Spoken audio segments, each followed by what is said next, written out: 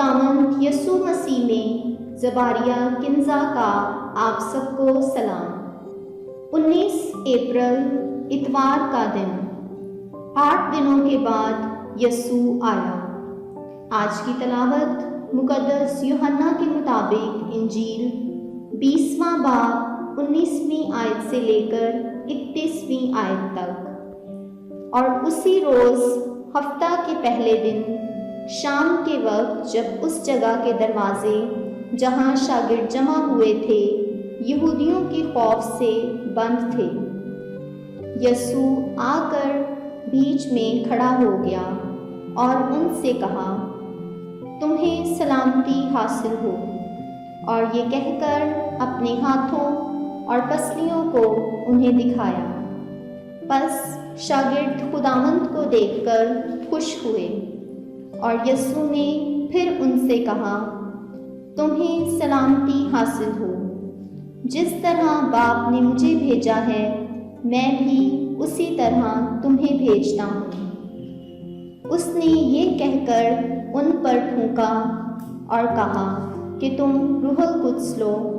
जिनके गुनाह तुम मुआफ़ करो, उनके माफ़ किए गए हैं। जिनके गुनाह तुम कायम रखो, उनके कायम रखे गए हैं। मगर उन 12 में से एक यानी तोमा उर्फ दीदमुस यीशु के आते वक्त उनके साथ ना था।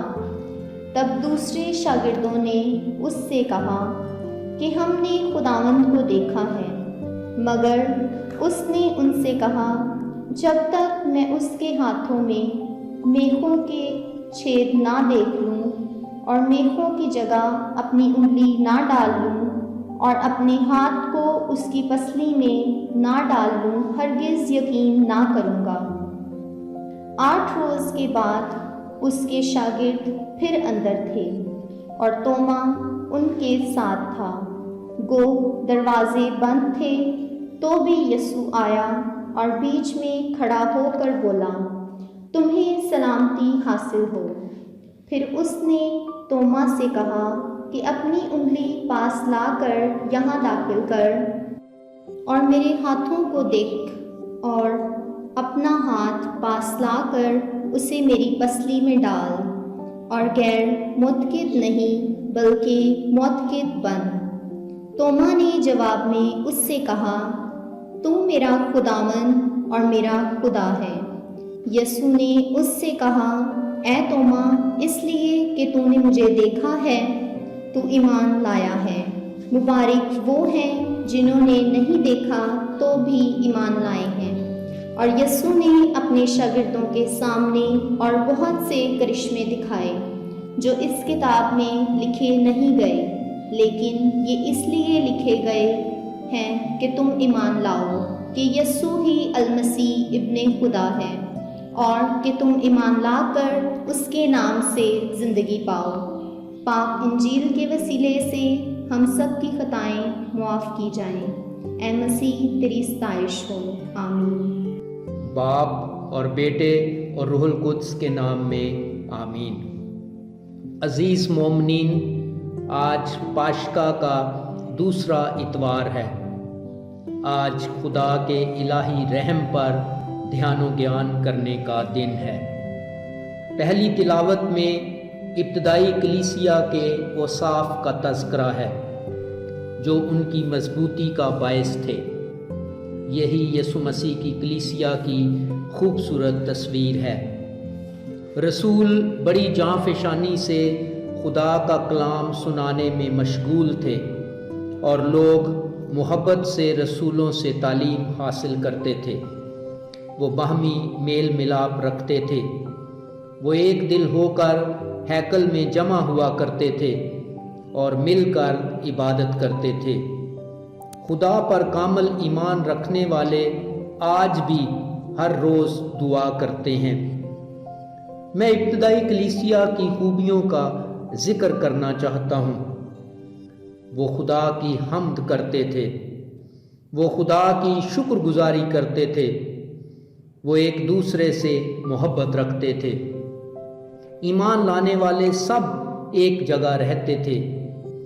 وہ نیکی کے کام باہم مل کر کرتے تھے، وہ آپس میں میل ملاپ رکھتے تھے، وہ سب چیزوں کو مشترکہ سمجھتے تھے، وہ ایک دوسرے کی مدد کرتے تھے، وہ دل کی صفائی سے کھانا کھایا کرتے تھے، وہ خدا کی نعمتیں دوسروں کے پاس لے جاتے تھے، وہ اپنے غریب بہن بھائیوں کے لیے فراخ دل تھے، وہ غربا کو اپنے دسترخوان پر خوشی سے قبول کرتے تھے، وہ خرائط کرتے تھے، وہ جائیداد اور اسباب بیچ کر ہر ایک کی ضرورت کے موافق سب کو بانٹ دیا کرتے تھے، وہ ایک دوسرے کی عزت کرتے تھے، اسی لیے خدا بھی انہیں پسند کرتا اور انہیں برکات سے نوازتا تھا۔ موجودہ دور میں کلیسیا کو ابتدائی کلیسیا کے اوصاف کو اپنانے کی ضرورت ہے، کیونکہ اسی میں بقا ہے۔ دوسری تلاوت میں مقدس پطرس نے یہ واضح کیا ہے کہ ساری بھلائی اور نیکی خدا کی رحمت کے باعث ہے۔ ہم صرف خدا کی رحمت کے باعث زندہ ہیں۔ خداوند یسوع مسیح کا مردوں میں سے زندہ ہونا ہمارے مسیحی ایمان اور ہماری بشارت کی بنیاد ہے۔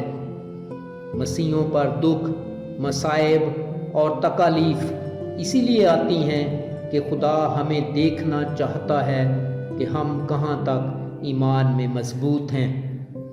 آزمائے جانے سے ایمان کی تعریف ہوتی ہے۔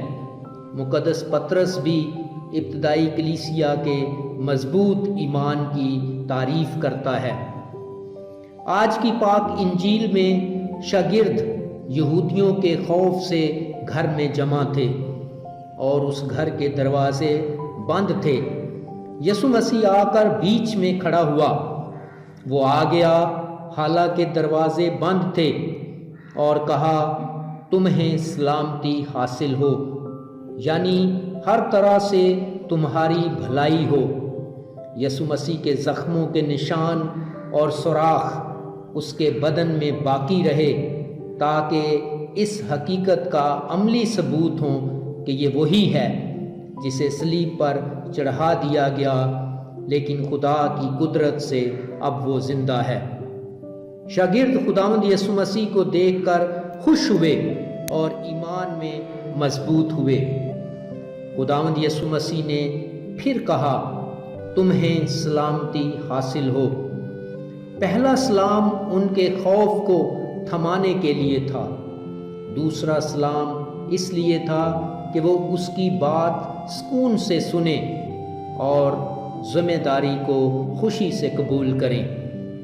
شاگرد بڑی شادمانی سے توما کو بتاتے ہیں کہ ہم نے خداوند کو دیکھا ہے، کاش تو بھی ہمارے ساتھ ہوتا اور اسے دیکھتا۔ مگر توما نے کہا کہ جب تک میں میخوں کے سوراخوں میں اپنی انگلی نہ ڈال لوں اور اپنا ہاتھ اس کی پسلی میں نہ ڈال لوں، ہرگز یقین نہ کروں گا۔ آج کی تلاوت میں خداوند یسوع مسیح کے ایک اور ظہور کا بیان ہے جب توما بھی ان کے ساتھ تھا۔ خداوند یسوع مسیح نے توما سے کہا، بے اعتقاد نہ ہو بلکہ اعتقاد رکھ۔ آج خداوند یسوع مسیح بھی ہم سب سے یہی کہتا ہے، معتقد بنو۔ توما نے ایمان لا کر خداوند یسوع مسیح کو مان لیا اور کہا، اے میرے خداوند، اے میرے خدا۔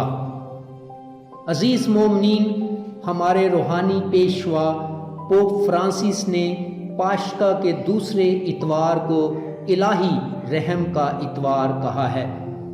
رحم کرنا خدا کی ذات سے منسلک ہے۔ اس عمل سے خدا ظاہر کرتا ہے کہ وہ قادر مطلق ہے۔ مقدس تھامس ایکوائنس جو کلیسیا کے بہت بڑے معلم اور الہیات دان ہیں، کہتے ہیں کہ خدا کے رحم کرنے کا عمل اس کی کمزوری کی علامت کی بجائے اس کے قادر مطلق ہونے کی دلیل ہے۔ مقدس متی کے مطابق انجیل میں درج پہاڑی واس میں ایک خوبصورت مبارکبادی ہے۔ مبارک ہیں وہ جو رحم دل ہیں، کیونکہ ان پر رحم کیا جائے گا۔ کلیسیا کی بنیاد رحم ہے۔ یسوع مسیح کی منادی اور گواہی میں کوئی ایسی بات نہیں ہونی چاہیے جس میں رحم کی کمی ہو۔ ہمارے اس دور میں خدا کے رحم کی اشد ضرورت ہے، جب دنیا کے تمام برے اعظموں سے انسانی دکھوں کی شدت کی آواز خدا کے رحم کو پکار رہی ہے۔ آج خدا کے رحم پر غور و خوض کرنے کی ضرورت ہے، جو ہمارے لیے رحم کا سرچشمہ ہے۔ عزیز مومنین، آئیں آج خدا سے خاص دعا کریں کہ وہ پوری دنیا پر رحم فرمائے اور سب کو اس موذی وبا کرونا سے محفوظ رکھے، مسیح خداوند کے وسیلے سے، آمین۔